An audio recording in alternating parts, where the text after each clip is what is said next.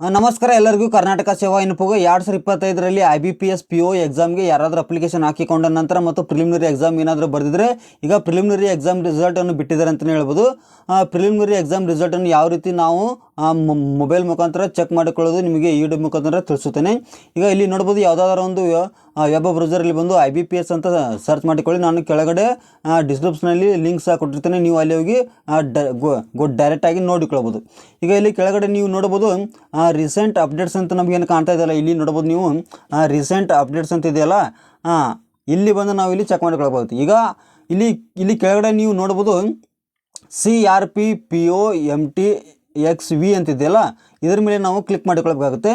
CRP-PO-MT-XV ಅಂತಿದೆಯಲ್ಲ, posted on 26 2025 ಅಂತ ಇದ್ರ ಮೇಲೆ ಕ್ಲಿಕ್ ಮಾಡಿಕೊಂಡ ನಂತರ ಇಲ್ಲಿ ನೋಡ್ಬೋದು result status of online preliminary examination ಅಂತ ಕೇಳುತ್ತೆ.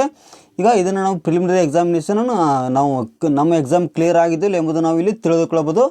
ಪ್ರಿಲಿಮಿನರಿ ಎಕ್ಸಾಮ್ ಯಾರಾದರೂ ಎಕ್ಸಾಮ್ ಕ್ಲಿಯರ್ ಆಗಿದ್ದರೆ ಕಮೆಂಟ್ ಮುಖಾಂತರ ಕ್ಲಿಯರ್ ಅಂತ ಕಮೆಂಟ್ ಮಾಡಿ. ಈಗ ಇದನ್ನು ಇಲ್ಲಿ ಮೇಲ್ಗಡೆ ನೀವು ಇಲ್ಲಿ ಸರ್ಕಲ್ ಮಾಡಿಕೊಳ್ಬೇಕಾಗುತ್ತೆ.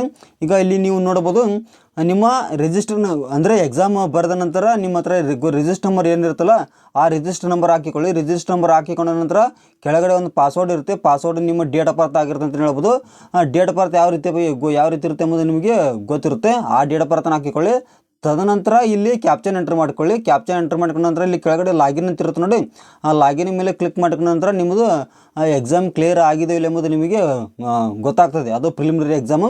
ಇಲ್ಲಿ ಪಾಸ್ವರ್ಡ್ ಯಾವ ರೀತಿ ಇರುತ್ತಪ್ಪ ಅಂತಂದರೆ, ಒಂದು ವೇಳೆ ನಿಮ್ಮ ಡೇಟ್ ಆಫ್ ಬರ್ತ್ 20/10/2000 ಇತ್ತು ಅಂದರೆ ಮೊದಲು ನಿಮ್ದು 20 ಬರೀಬೇಕು, ಮತ್ತು ಒಂದು ಡಾಟ್ ಕೊಡಿ, 10 ಕೊಡಿ, ಮತ್ತು ಡಾಟು ಮತ್ತು ಲಾಸ್ಟ್ 00 ಏನಿರುತ್ತಲ್ಲ ಈ ರೀತಿ ಪಾಸ್ವರ್ಡ್ ಇರುತ್ತೆ.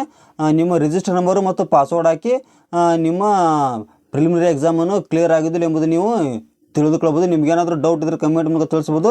ನನಗೆ ಮಾಹಿತಿ ಎಷ್ಟು ಗೊತ್ತಿದೆ ಅಷ್ಟು ಮಾಹಿತಿಯನ್ನು ತಿಳಿಸಲು ನಾನು ಪ್ರಯತ್ನ ಪಡ್ತೇನೆ. ಮತ್ತು ನಾನು ನಿಮಗೆ ಮುಂದಿನ ವಿಡಿಯೋದಲ್ಲಿ ಸಿಗ್ತೀನಿ. ಅಲ್ಲಿವರೆಗೆ ಎಲ್ಲರಿಗೂ ಧನ್ಯವಾದಗಳು.